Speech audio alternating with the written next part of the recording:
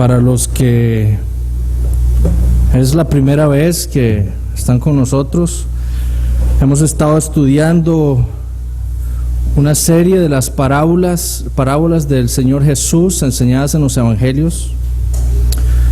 Y la idea es que nosotros, los creyentes, hagamos un examen de nuestra propia vida, de nuestras creencias, nuestras doctrinas. Y si así estamos nosotros de acuerdo con las enseñanzas del Señor Jesús. El título de la serie es Frente a Frente con el Jesús de la Biblia. Y como les había dicho antes, hemos dividido esta serie en 4 secciones. Hemos estado viendo la primera de esas secciones, que es la entrada de un creyente en el reino de Dios. El título del sermón de hoy se llama Una invitación y un regalo. Hace unas semanas estuve estudiando la vida de el puritano Jonathan Edwards, y algo que me impresionó mucho de su vida fue que uno de sus mayores deseos era enfrentar a su pueblo y a su iglesia en contra del nominalismo cristiano, en contra de todos aquellos que se decían ser profesantes de Cristo y no lo eran. Y él luchó toda su vida contra ese tipo de personas, y lo hizo mediante la Biblia, la enseñanza de la palabra de Dios. Edwards creía que era de suma importancia que los creyentes se autoexaminaran para ver si ellos estaban en la fe, y es por eso que es importante también para nosotros. La vez pasada vimos la parábola del sembrador, y esa parábola es la primera en exponer cómo es que un hombre entra en el reino de Dios. Y lo que vimos la vez pasada fue que la entrada de un hombre a ese reino de Dios, a esa esfera de salvación de Dios, es un regalo divino. Eso es algo que le es concedido a un hombre de parte de Dios. Es Dios quien prepara la tierra, es Dios quien quita el corazón de piedra de un hombre y lo hace entrar en su reino. Y eso es lo que Mateo quiso que nosotros entendiéramos en el capítulo 13 de su evangelio. A ese proceso, a esa preparación de la tierra que hace Dios en el corazón del hombre, la Biblia le llama la regeneración o el nuevo nacimiento. Dios es quien cambia el corazón, y eso es lo que la parábola nos enseña. Si Dios no regenera a un hombre, si Dios no prepara la tierra, la semilla que es la palabra de Dios no puede penetrar en ese corazón. Es Dios quien tiene que preparar esos caminos, es Dios quien tiene que quitar esos pedregales, es Dios quien tiene que quitar esos espinos que hay en el corazón del hombre natural y hacer de ese corazón una buena tierra para que la semilla pueda penetrar en ese corazón. El día de hoy ya leímos la parábola que veremos hoy. Vayamos entonces al capítulo 22 del Evangelio según Mateo para leer el pasaje que estaremos estudiando el día de hoy. Mateo capítulo 22, versículos del 1 al 14.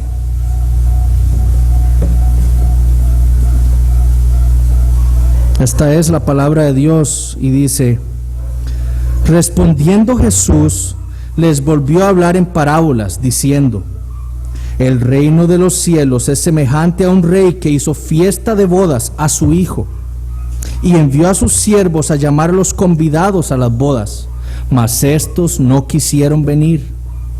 Volvió a enviar a otros siervos diciendo: decid a los convidados, he aquí, he preparado mi comida, mis toros y animales engordados han sido muertos y todo está dispuesto, venid a las bodas. Mas ellos, sin hacer caso, se fueron, uno a su labranza y otro a sus negocios. y otros, tomando los siervos, los afrentaron y los mataron. Al oírlo el rey se enojó y enviando sus ejércitos destruyó a aquellos homicidas y quemó su ciudad.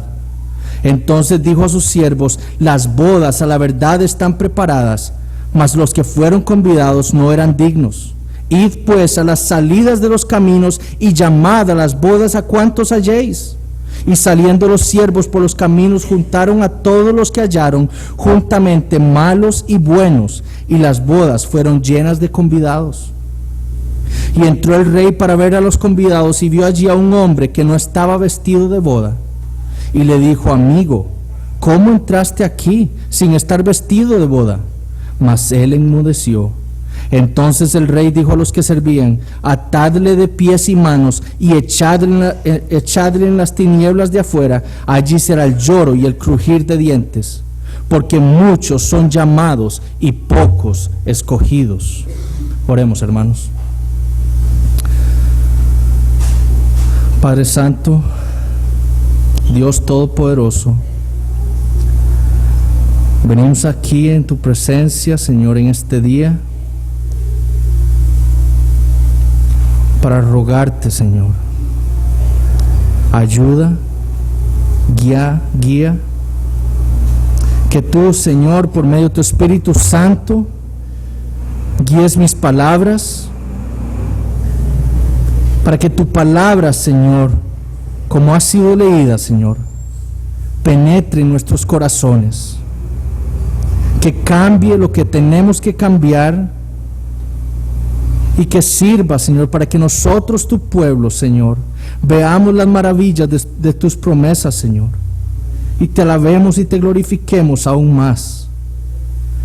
Pero Padre, sin tu ayuda no podemos hacerlo. Es por eso que clamamos a ti, porque solo tú puedes hacer esto por tu pueblo. Visítanos, Padre, con poder este día, Señor. Aquellos corazones, Señor, que no te conocen, Señor, que tú con tu inmenso poder, con tu misericordia, Señor, tengas,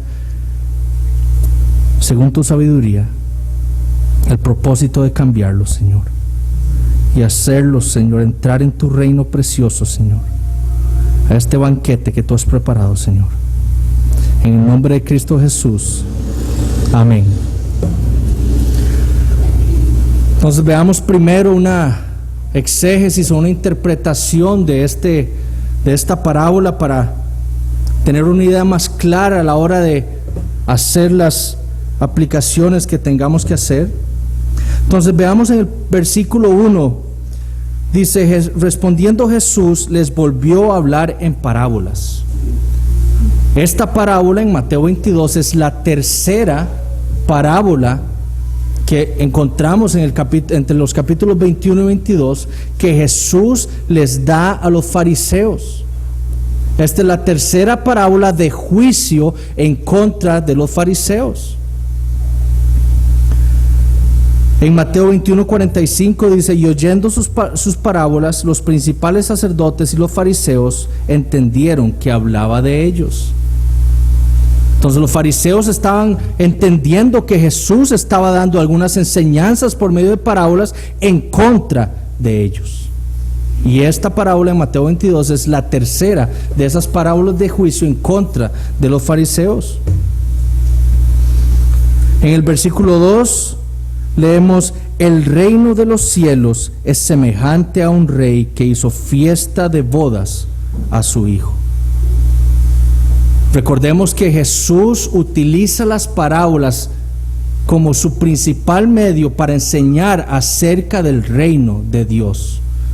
En cada una de las parábolas Él va a mostrar algún aspecto de ese reino de Dios, y este es otro de esos casos.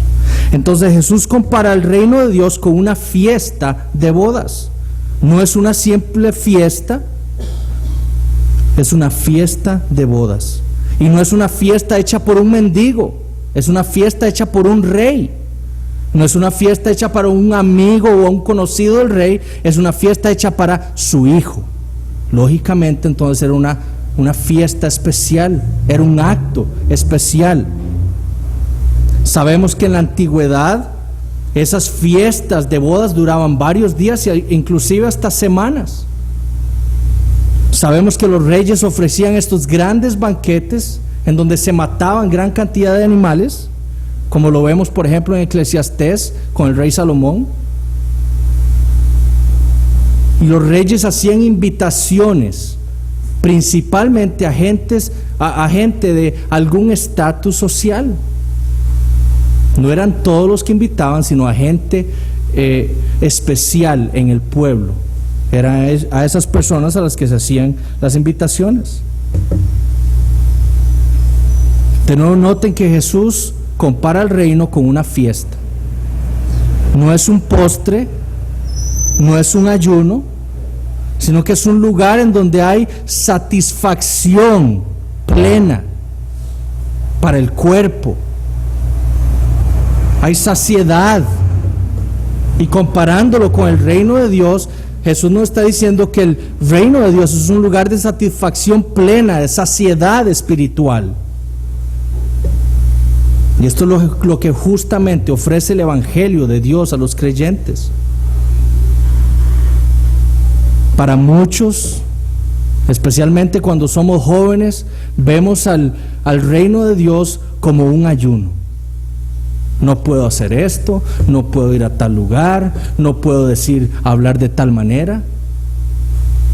Porque vemos al reino de Dios como una lista de cosas que no debemos hacer. Pero Jesús no nos dice eso. Es una fiesta de bodas, es un banquete. Para el creyente eso es lo que es el reino de Dios. Es un banquete donde todas las cosas bellas y excelsas las podemos encontrar ahí. Muchos desean las fiestas que ofrece el mundo, pero esos banquetes que ofrece el mundo primero son ilusorios, no son eternos, y el que come de esos banquetes poco a poco se va envenenando hasta la muerte. Pero no es así con este banquete que nos está contando Jesús aquí. Es un banquete espiritual de saciedad, de gozo, que al final nos llevará a la vida eterna. Ahora noten lo que dice el versículo 3. Y envió a sus siervos a llamar a los convidados a las bodas, mas estos no quisieron venir. Noten que dice que envió a llamar a los convidados. Es decir, ya habían sido invitados antes. Y esto es lo que se hacía, como les digo, en la antigüedad. El rey iba a preparar una fiesta y entonces invitaba primero a ciertas personas. Y cuando ya el banquete estaba preparado, volvía a hacer una segunda invitación para que ya los invitados supieran que ya era hora de venir. Entonces ya esos hombres habían sido invitados. Esta era una segunda invitación. Y Jesús afirma que esos convidados no quisieron venir a la fiesta que el rey había preparado para su hijo. Imagínense el efecto que pudo tener esas palabras de Jesús en los fariseos. O sea, pensar que un rey iba a invitar a alguien a venir a un banquete y que no quisieran venir.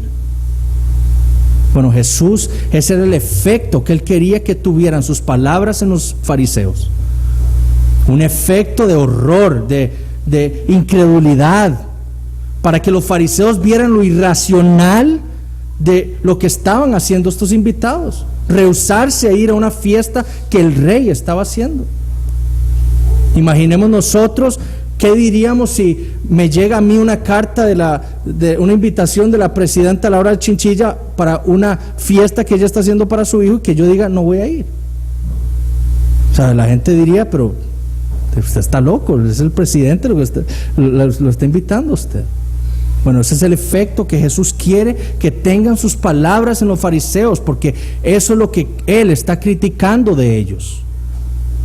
En el versículo 4 leemos: volvió a enviar otros siervos diciendo: decid a los convidados, he aquí, he preparado mi comida, mis toros y animales engordados han sido muertos, y todo está dispuesto, venid a las bodas. Esta sería la tercera invitación que le hace el rey a estos invitados. Y eso nos demuestra a nosotros la misericordia y la paciencia de este rey ante tal insulto. Tiene que hacer una segunda invitación, una tercera, perdón. Dios les estaba diciendo: vengan, coman, deleítense. En el versículo 5 dice: mas ellos, sin hacer caso, se fueron, uno a la labranza y otros a sus negocios. Noten que parte de los invitados fue indiferente a la invitación del rey. La labranza podía esperar, los negocios no urgían.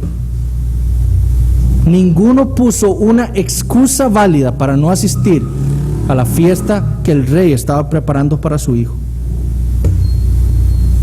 Y Jesús dice estas palabras para mostrar lo ilógico del rechazo de los fariseos a la invitación que Dios les estaba haciendo a ellos.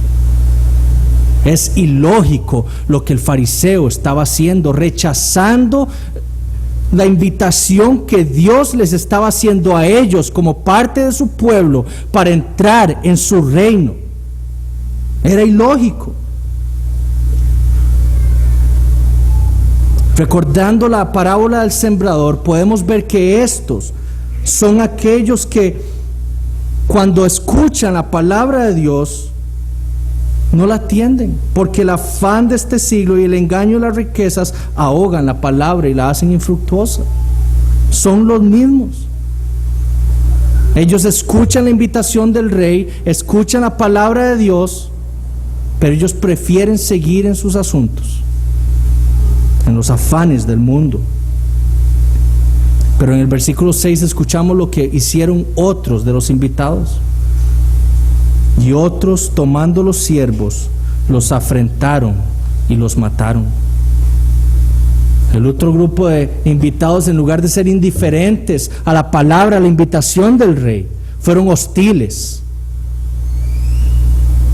y mataron y afrentaron a uno de los siervos que el rey había enviado. No respetaron al rey ni le tuvieron temor, sino que mataron a sus siervos, a sus embajadores. Volviendo a la parábola del sembrador, estos son como los caminos duros, hostiles, odiando la palabra del evangelio. Y esto es lo que vemos en Israel en ese momento. Dios envió a sus profetas para que invitaran al pueblo de Israel, para que vinieran a ese reino que Dios había preparado para su pueblo. ¿Y qué hizo Israel? Afrentaron y mataron a sus propios profetas. ¿Qué hizo con Cristo? Igual. Cristo, el Hijo, había venido a ellos para declararles y predicarles el evangelio, y lo mataron. Y lo hicieron porque ellos no querían escuchar las invitaciones que Dios les estaba haciendo a ellos, de su necesidad de entrar en el reino de Dios. ¿Qué hizo el rey? Leemos en el versículo 7: al oírlo el rey se enojó y enviando sus ejércitos destruyó a todos aquellos homicidas y quemó su ciudad. Lo que hicieron esos invitados era una afrenta al rey. Y el rey hizo juicio en esa ciudad. En el Antiguo Testamento la quema de una ciudad era signo de juicio. Y eso fue lo que hizo ese rey, porque estos invitados habían rechazado su invitación. Ellos no eran dignos de ser invitados. Leemos en el versículo 8 y 9: entonces dijo a sus siervos: las bodas a la verdad están preparadas, mas los que fueron convidados no eran dignos.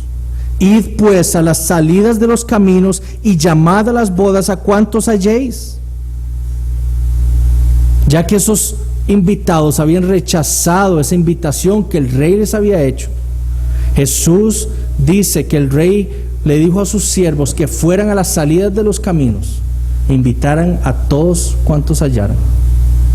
Las salidas de los caminos en esos tiempos eran lugares en donde se congregaban los mendigos, los pobres, los pecadores ante los ojos de los fariseos, las rameras.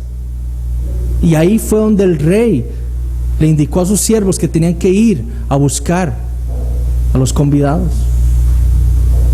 Las salidas de los caminos, en donde estaban los despreciados de la sociedad. Imagínense de nuevo qué pensaron los fariseos cuando escucharon eso en la parábola. ¿Cómo va a ser posible que el rey se rebaje tanto como para tener que invitar a mendigos, a rameras, a despreciados?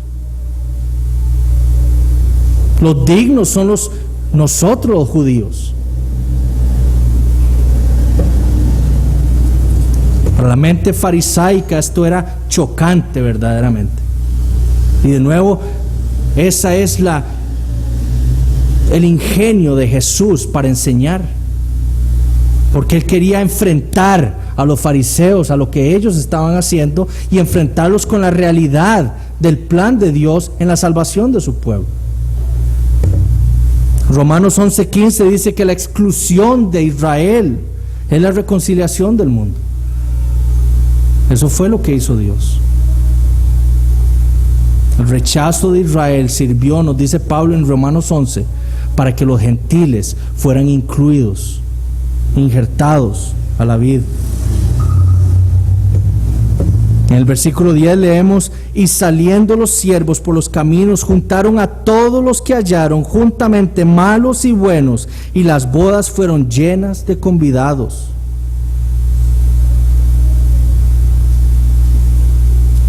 Todos esos malos y buenos eran aquellos que eran para los fariseos inaceptables para entrar en una fiesta de un rey. Pero ellos fueron los que entraron. No los de la clase alta, sino lo vil del mundo fue lo que entró a la fiesta del rey. Noten lo que ocurre en el versículo 11. Y entró el rey para ver a los convidados y vio allí a un hombre que no estaba vestido de boda. Ahora el rey anda probablemente en su fiesta y nota a un hombre que no está vestido de bodas. O sea, si vamos a una boda tenemos que ir vestidos apropiadamente.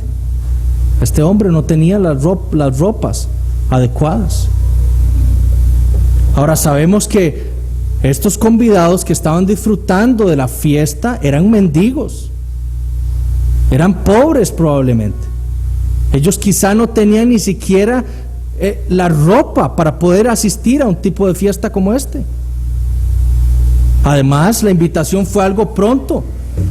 El rey envió a sus siervos a llamarlos y los mendigos no tenían que ir a su casa, no, tenían que ir inmediatamente a la fiesta. Entonces no podían ni siquiera pasar, si tuvieran la ropa, ni siquiera tuvieron tiempo para pasar por su casa para vestirse. Y esto nos habla de la inmensa riqueza del rey, quien tenía todo o toda la capacidad para proveer de ropas a todos sus invitados. Pero este hombre no fue vestido con esa ropa que el rey había ofrecido. ¿Por qué estaba allí? ¿Por qué estaba disfrutando del banquete?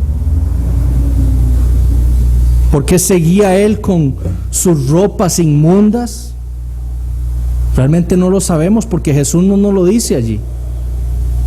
Pero lo que podemos suponer es que primero este hombre escuchó la invitación de la fiesta, fue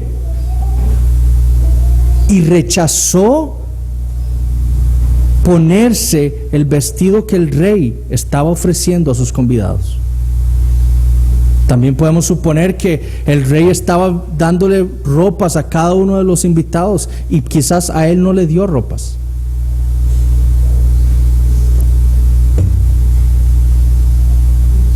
Lo que es claro es que este hombre estaba en su inmundicia en esta fiesta. ¿Qué haría el rey ante tal atropello?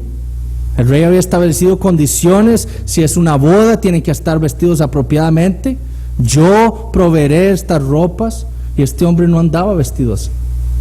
¿Qué haría el rey? Versículo 12, le dijo: amigo, ¿cómo entraste aquí sin estar vestido de boda? El hombre obviamente enmudeció. El rey lo había descubierto. Su ropa no era adecuada para estar en la fiesta de bodas de su hijo. En el versículo 13 leemos: entonces el rey dijo a los que servían: atadle de pies y manos y echadle en las tinieblas de afuera, allí será el lloro y el crujir de dientes. El rey lo echó fuera de su reino. Y Jesús concluye: porque muchos son llamados y pocos escogidos. Ciertamente el rey había invitado a muchas personas, pero no a todos les proveyó de lo necesario para entrar verdaderamente en su reino. Solo los escogidos. Entonces debemos preguntarnos cuál es la enseñanza de Cristo para nosotros con esta parábola. Podemos afirmar que el rey simboliza a Dios, el hijo representa a Jesucristo, que los convidados primeros representarían a los fariseos y a gran parte del pueblo de Israel, y que los buenos y malos que estaban en los caminos representan a los gentiles, a nosotros, a todos aquellos pecadores, rameras que se acercaban a Cristo durante su ministerio. Entonces, como dice el título del sermón, lo que vemos en esta parábola es una invitación y un regalo de Dios para los hombres. ¿Cuál es la invitación?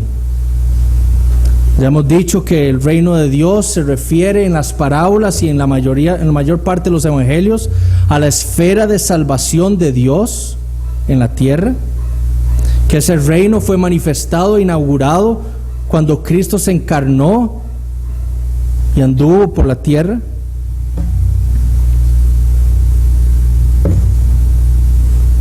También vemos que Jesús durante todo el tiempo de su ministerio anduvo predicando acerca de este reino e invitando a todos los hombres a entrar en él.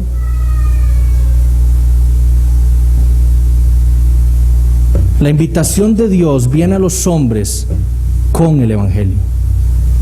El Evangelio no es la invitación. El Evangelio es un hecho histórico. 1 Corintios 15, versículos 3 y 4 nos dice que el Evangelio es que Cristo murió por nuestros pecados, conforme a las Escrituras, que fue sepultado y que resucitó al tercer día, conforme a las Escrituras. Eso no es una invitación. Eso es un hecho histórico, algo que ocurrió en la historia humana. Sin embargo, esa declaración viene con una invitación para los hombres. Porque cuando nosotros le predicamos el Evangelio a otra persona y le decimos que el Evangelio ocurre cuando Cristo viene y se encarna, muere por los pecados, que resucitó al tercer día, eso trae consigo preguntas para la otra persona que nos está escuchando. ¿Cuál Dios? ¿Salvación de qué? ¿Para qué resucitó Cristo? ¿Para qué murió? Y es ahí, en esa explicación, como hizo Felipe con el etíope, que nosotros nos vemos obligados a invitar a esos hombres a venir y entrar en el reino. Porque ese Evangelio declara que todos los hombres son incapaces por sí mismos de entrar en el reino. Que todos los hombres están bajo la ira de Dios en su estado natural. Y que solo siendo parte de ese reino podrán escapar de su ira. Y solo en ese reino podrán experimentar todas las bendiciones que Dios le ha prometido a su pueblo. Es por medio del Evangelio que nosotros invitamos a los demás.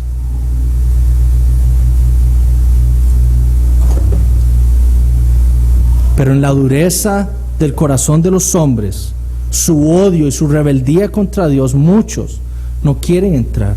Muchos no quieren aceptar esa invitación y la rechazan. Y este es uno de los puntos que Jesús resalta en esta parábola: el rechazo de los convidados, de esa invitación que Dios le hacía a los fariseos. Desde la antigüedad Dios los había invitado para que ellos entraran y disfrutaran de ese reino que Dios había preparado, de esa salvación que Dios había preparado. Pero los fariseos la estaban rechazando.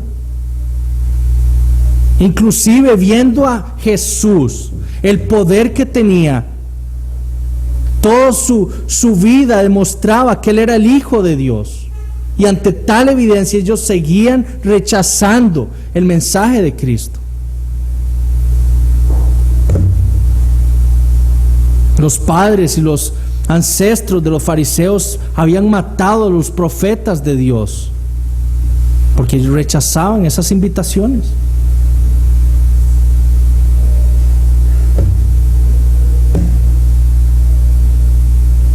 Y hoy Dios también envía siervos para que prediquen el Evangelio y hagan invitaciones a los hombres. No solo por medio de los pastores y líderes en las iglesias, sino que nosotros mismos, nosotros somos ordenados a ir a todas las naciones y predicar el Evangelio, a ser discípulos para Dios.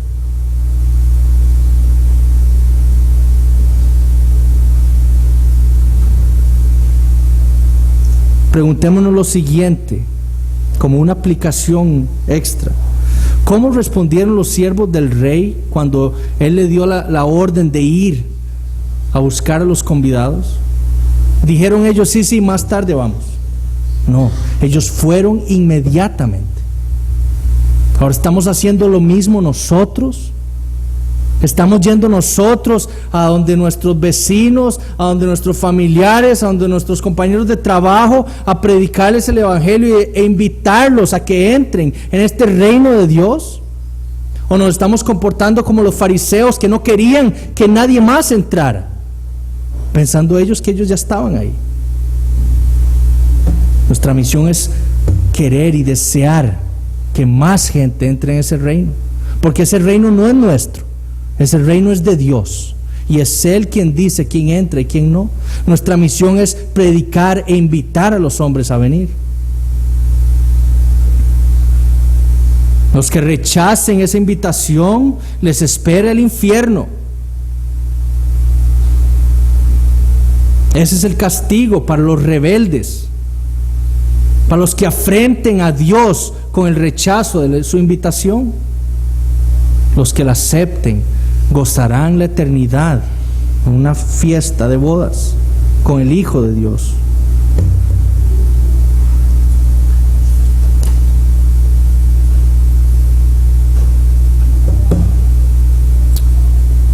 Ahora, como estamos hablando de la entrada de un hombre en el reino de Dios, y como vimos la vez pasada que es Dios quien regenera a un hombre, que es Dios el que cambia ese corazón, pero Dios no lo deja allí, porque toda la salvación es de Jehová. Entonces Dios no solo cambia el corazón, sino que le da a ese hombre fe. Y esa fe no es nada más que recibir un regalo de Dios que Él hace gratuitamente. La fe, dice Pablo en Efesios 2:8, es un regalo de Dios. No es algo que nosotros, que el hombre natural pueda producir, sino que debe ser dado por Dios como un regalo. ¿Y qué es la fe? Como les dije, la fe es recibir de Dios todo lo que Él ofrece para que nosotros entremos en su reino. La fe es una mano vacía que acepta de Dios todo lo que Él le da a su pueblo gratuitamente. No es traerle a Dios algo, es recibir de Él lo que Él nos da, para que nosotros podamos entrar en su reino. La fe no obra, sino que recibe. Y entonces esa fe que Dios pone en un hombre al cual Él está trayendo a su reino, recibe un regalo de Dios. Y ese es el segundo punto. Porque nuestro pasaje nos muestra un regalo que el rey, que Dios le hace a su pueblo, a sus convidados. En nuestra parábola, el rey Dios viste a sus convidados con ropas de bodas.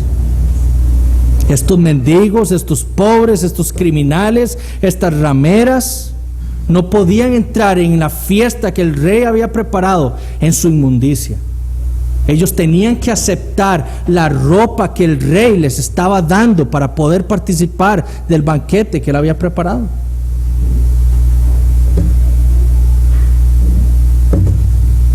Y la Biblia nos habla a nosotros de un cierto tipo de ropas con el que Dios viste a sus creyentes. Vayamos un momento a Job capítulo 29.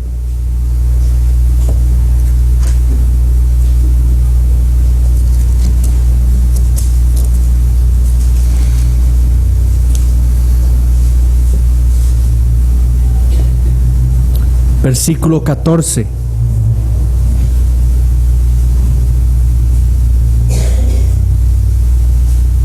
Job 29, versículo 14 dice: me vestía de justicia y ella me cubría, como manto y diadema era mi rectitud. Isaías 61, versículo 10.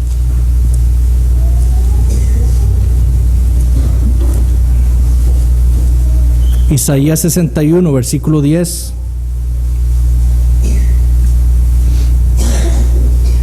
Vean cuáles son la parte de las buenas nuevas de salvación de Dios para su pueblo. En gran manera me gozaré en Jehová, mi alma se alegrará en mi Dios, porque me vistió con vestiduras de salvación, me rodeó de manto de justicia, como a novio me atavió y como a novia adornada con sus joyas. Jesús está hablando en esta parábola de un regalo, de unas ropas de justicia con las cuales Dios, el Rey del universo, viste a sus convidados. Y eso no es otra cosa más que la justificación. La justificación de un creyente. ¿Y qué es la justificación? Justificar quiere decir declarar justo a alguien de acuerdo a la ley. Es un término forense, es decir, es un término legal que se hace en una corte de justicia, en donde el juez declara al imputado justo y sin culpa. Y esos dos conceptos son importantes. Y cuando la Biblia habla de que un hombre ha sido justificado, quiere decir que Dios lo ha declarado justo y sin culpa, justo y sin pecado. ¿Y cómo es que Dios justifica a un hombre? La Biblia dice que lo hace por medio de la fe. Vayamos un momentito a Filipenses capítulo 3.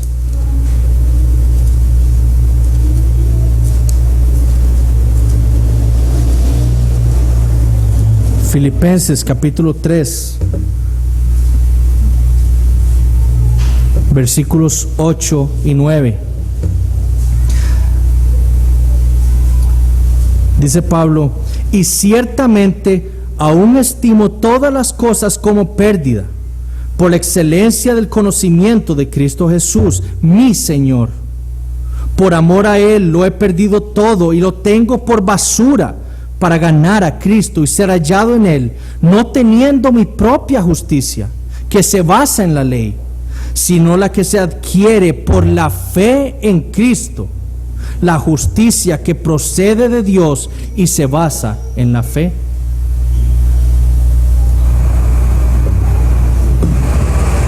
Entonces noten lo que dice Pablo de la fe. La fe no es hacer algo. La fe es recibir lo que procede de Dios. Y que en este momento se refiere a la justicia que viene y Dios nos la da a los creyentes. ¿Qué necesitaba Pablo? Ser justo. Esa es la única manera para que él pudiera entrar en el reino de Dios. Él quiso hacerlo manteniendo y tratando de obedecer la ley, pero la ley le condenaba a él. Y la ley decía: tú eres injusto. Y Pablo necesitaba una justicia perfecta.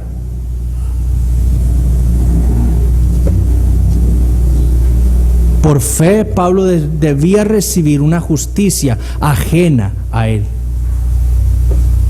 Una justicia perfecta. Él necesitaba la justicia perfecta de Jesucristo. Entonces, cuando un hombre le cree a Dios, ¿cómo es que Dios lo declara justo? Vayamos un momento a Romanos 4. Romanos capítulo 4, versículos 1 al 3. ¿Cómo es que Dios hace esto? Y Pablo lo resume con el ejemplo de Abraham. Y Pablo dice, Romanos 4, versículo 1 al 3, dice: ¿qué pues diremos que halló Abraham nuestro padre según la carne? Porque si Abraham fue justificado por las obras, tiene de qué gloriarse, pero no para con Dios. Porque ¿qué dice la Escritura? Creyó Abraham a Dios y le fue contado por justicia. Lo que Dios hace en un creyente es imputar una justicia que no le pertenece. Dios le cuenta la justicia de otro a esa persona, como si fuera propia. Eso se llama la doctrina de la imputación.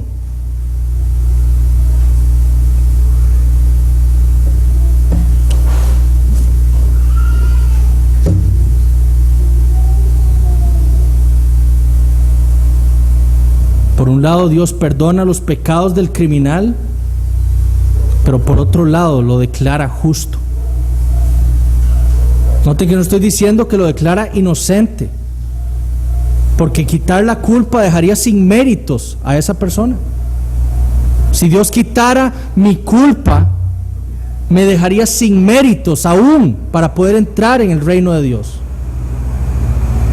Dios me tiene que declarar a mí justo para que yo tenga méritos para poder entrar en su reino.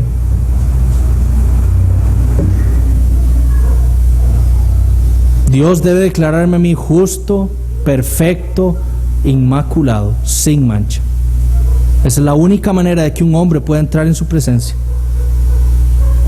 Segunda de Corintios capítulo 5 y 21 nos dice a nosotros sobre esta doctrina de la doble imputación. Segunda de Corintios 5, 21 dice: al que no conoció pecado, por nosotros lo hizo pecado, para que nosotros seamos justicia de Dios en él. Doble imputación. Mis pecados le fueron imputados a Cristo, y su justicia perfecta me fue imputada a mí.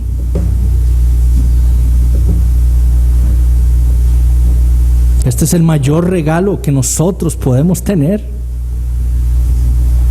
La justicia que no tenemos, la justicia que carecemos, y Dios nos la da como regalo a nosotros para que podamos entrar en su reino. Escuchen lo que Francis Turretin, uno de mis teólogos preferidos, dice al respecto. Él dice: la obediencia de Cristo tiene una doble eficacia, satisfactoria y meritoria. La primera, por la cual somos libertados del castigo incurrido por el pecado. La última, por la cual, por medio de la remisión del pecado, el derecho a la vida eterna y la salvación es adquirida por nosotros. Pues así como el pecado trajo sobre nosotros dos males, la pérdida de la vida y la exposición a la muerte, así la redención debe procurar dos beneficios opuestos: rescate de la muerte y el derecho a la vida, escape del infierno y una entrada al cielo.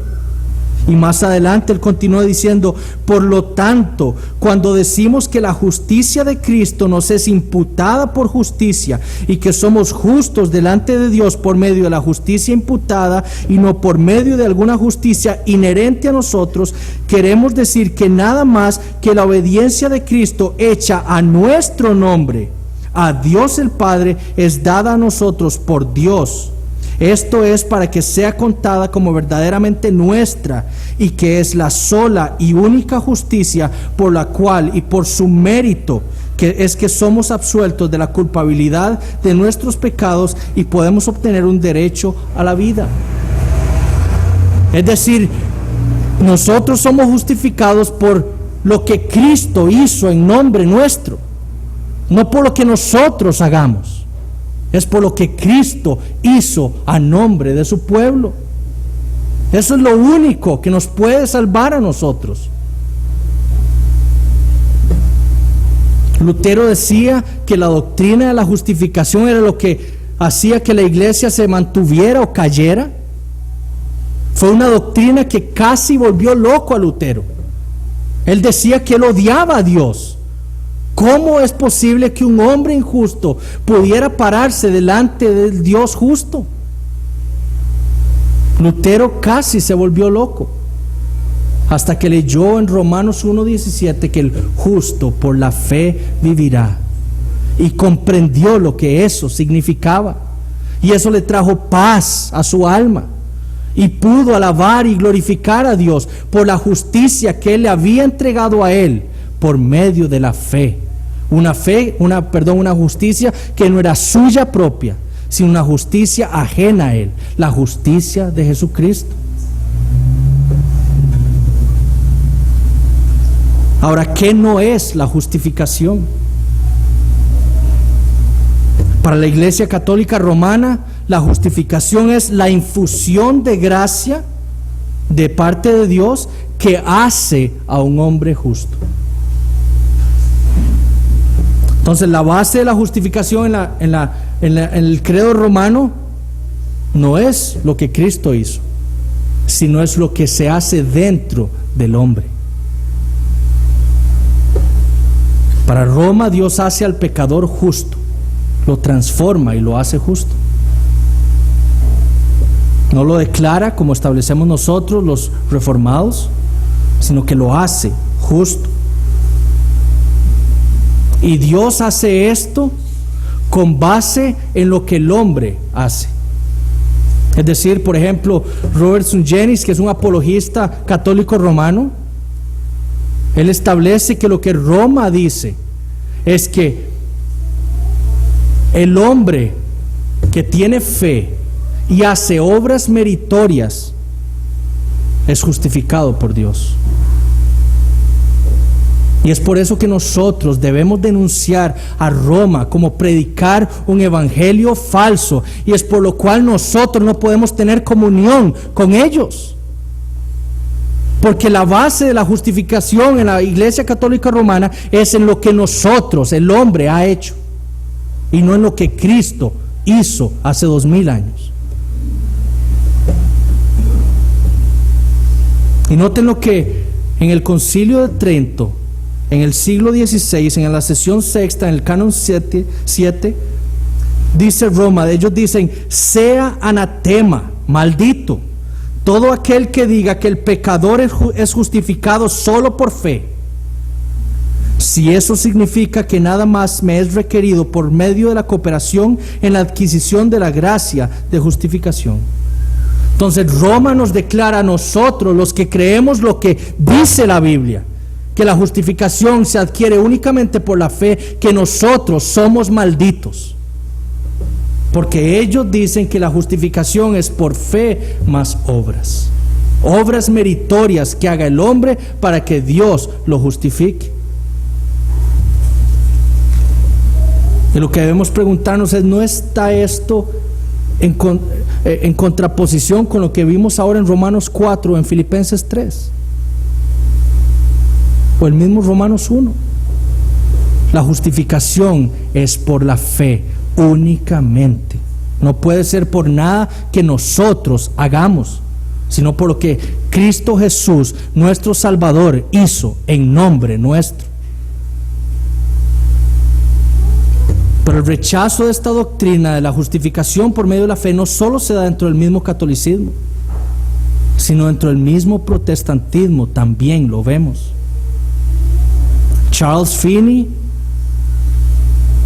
al que muchos han declarado como el más grande evangelista de todos los tiempos después del apóstol Pablo, así lo han dicho, así lo ha dicho Billy Graham, por ejemplo. Charles Finney, este hereje, dijo que la justificación era un perdón de Dios con condiciones. Charles Finney dice que Cristo no pudo haber hecho nada en nombre de nadie, que lo que hizo Cristo en el pasado lo hizo por Él mismo, inclusive morir por los pecados. Lo que Charles Finney dice o enseñaba es que el hombre tenía que reformarse totalmente y tener una penitencia diaria en su vida para que pudiera ser justificado por Dios. Yo tenía que reformarme, yo tenía que dejar de pecar, yo tenía que dejar de hacer cosas malas, yo tenía que dejar de hacer esto y aquello. Tener penitencia en mi vida para que Dios me justificara a mí por lo que yo hacía. Obviamente, igual que Roma, el hombre podía perder esa justificación en la mente de Finney. Si el hombre pecaba, entonces perdía la justificación y tenía que volver a reformarse y tenía que volver a hacer penitencia para que Dios lo pudiera volver a justificar. Es lo mismo que enseña Roma.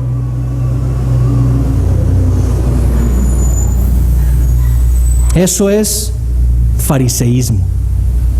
Eso era lo que enseñaban los fariseos. Haga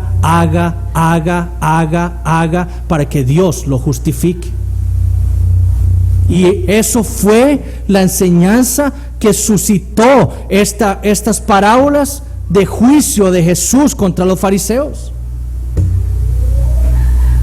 No era hacer, era recibir lo que Dios había preparado como regalo para su pueblo. Roma y Finney son los mismos fariseos de los tiempos de Jesús.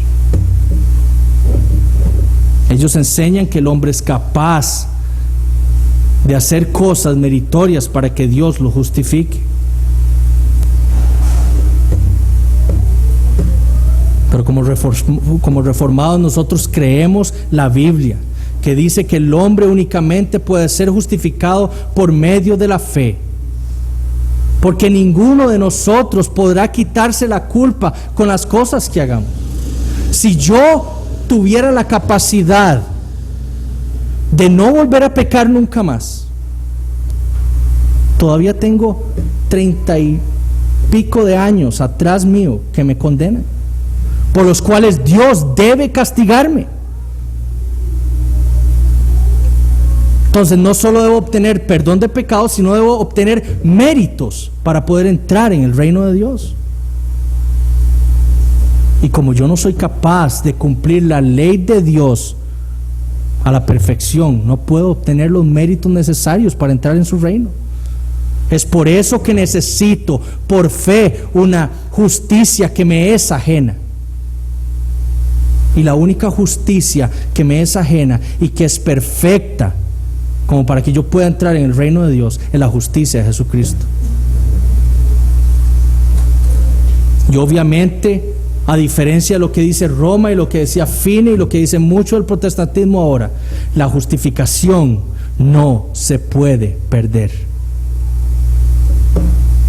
Vayamos a Romanos 8, por favor. Versículos 28 al 30.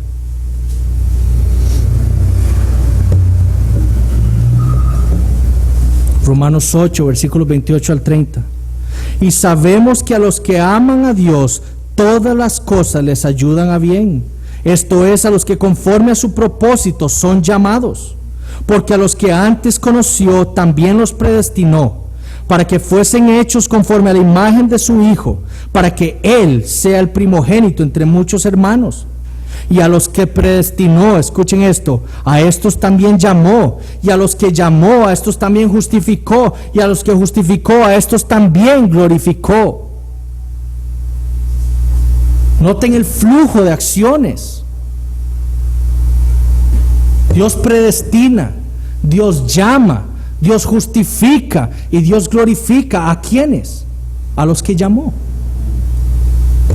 Ni uno podrá perder lo que Dios le ha dado. El problema de los que creen que la salvación se puede perder y de los que creen que la justificación se puede perder es porque tienen una visión humanista de la salvación. Pero la Biblia enseña que la salvación toda, entera, es de Dios. Es un plan de Dios. Ese es su nuevo pacto con su pueblo. Y Dios no juró este nuevo pacto por cualquier nombre, lo juró por su nombre. Y Él ha dicho: esto va a ser por mi nombre, lo ha declarado. Ezequiel 36, Jeremías 31, lean el nuevo pacto.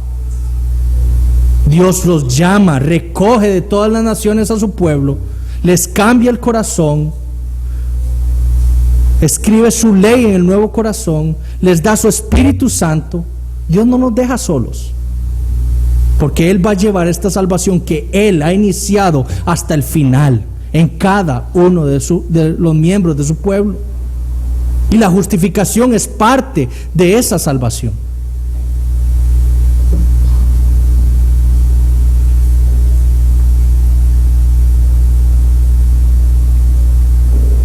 Como les decía, la Biblia declara que todas las justicias que hagan los hombres son como trapos de inmundicia delante de Dios. Isaías 64:6. Y no les quiero decir lo que en hebreo significan esos trapos de inmundicia, para que vean lo abominable que es para Dios nuestras justicias. Para entrar en el reino de Dios no se necesita ser suficientemente bueno, se debe ser perfecto. Y ninguno de nosotros puede hacerlo.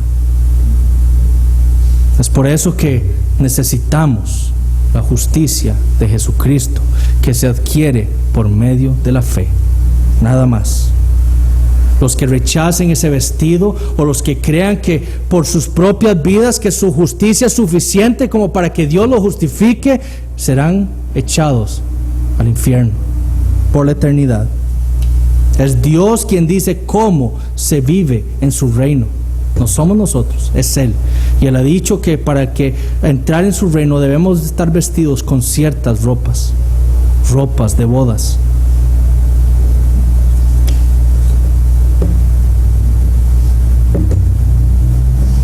Para finalizar, noten algo importante.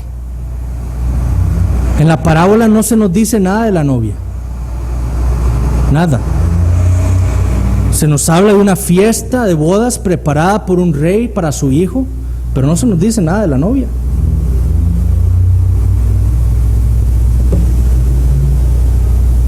Y esto yo pienso que es así porque Dios había invitado a todos estos convidados, los vistió blancos, sin mancha, porque ellos serían la novia de su Hijo Jesucristo. Nosotros, la iglesia, somos la novia de Jesucristo. Efesios 6, versículos 25 al 27, escuchen, dice: maridos, amad a vuestras mujeres, así como Cristo amó a la iglesia y se entregó a sí mismo por ella, para santificarla, habiéndola purificado en el lavamiento del agua por la palabra, a fin de presentársela a sí mismo una iglesia gloriosa, que no tuviera mancha ni cosa semejante, sino que fuera santa y sin mancha. ¿Por qué la iglesia no tiene manchas? Porque está vestida con la justicia perfecta de Jesucristo. Esa justicia ahora es nuestra, propia. Y entramos ante la presencia de Dios diciendo: Padre, por medio de Jesucristo somos justos, perfectamente justos. Y Él nos declara justos. Él nos vistió con la justicia de su Hijo. Y es por ese regalo por el cual nosotros como iglesia disfrutaremos la eternidad en las bodas con Jesucristo. Tengo dos consideraciones. Primero, para los creyentes. Vayamos a 1 Corintios capítulo 6.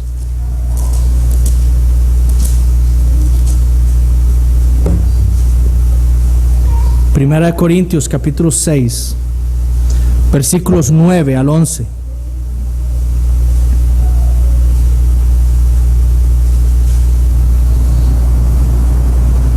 ¿No sabéis que los injustos no heredarán el reino de Dios? No erréis, ni los fornicarios, ni los idólatras, ni los adúlteros, ni los afeminados, ni los que se echan con varones, ni los ladrones, ni los avaros, ni los borrachos, ni los maledicientes, ni los estafadores heredarán el reino de Dios. Y esto erais algunos, mas ya habéis sido lavados, ya habéis sido santificados, ya habéis sido justificados en el nombre del Señor Jesús y por el Espíritu de nuestro Dios. No todos fuimos fornicarios, no todos fuimos adúlteros, no todos fuimos ladrones, no todos fuimos afeminados, pero todos éramos idólatras, todos éramos pecadores. Y en nuestro pecado estábamos muertos espiritualmente, injustos todos y cada uno de nosotros. Pero ahora, dice Pablo, hemos sido lavados, hemos sido justificados. ¿Cómo vamos a vivir?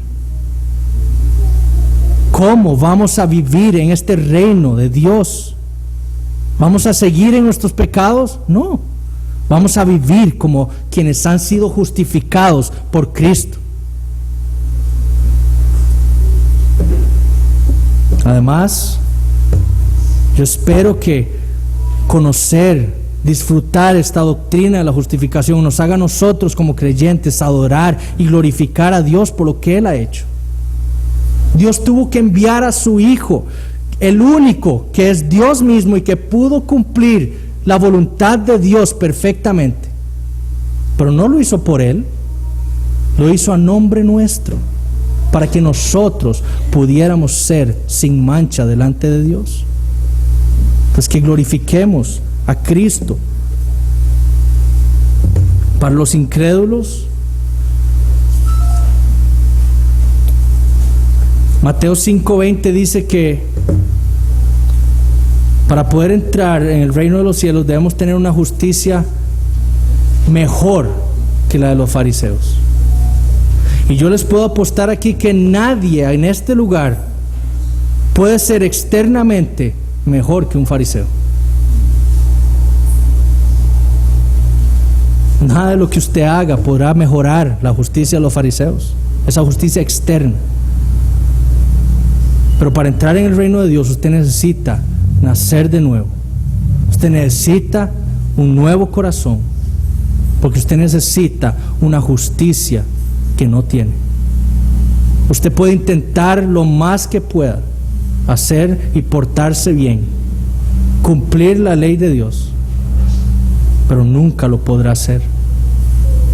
Y Dios, si usted intenta hacer eso, Dios lo va a mandar al infierno y experimentará su ira por la eternidad. El peor error que usted puede hacer es el error de los fariseos: creer que Dios lo justificará por lo que usted haga. Usted necesita una justicia perfecta, y esa única justicia está en Cristo Jesús. Entonces les pido que se arrepientan y reciban con la mano abierta lo que solo Dios le puede entregar. Oremos.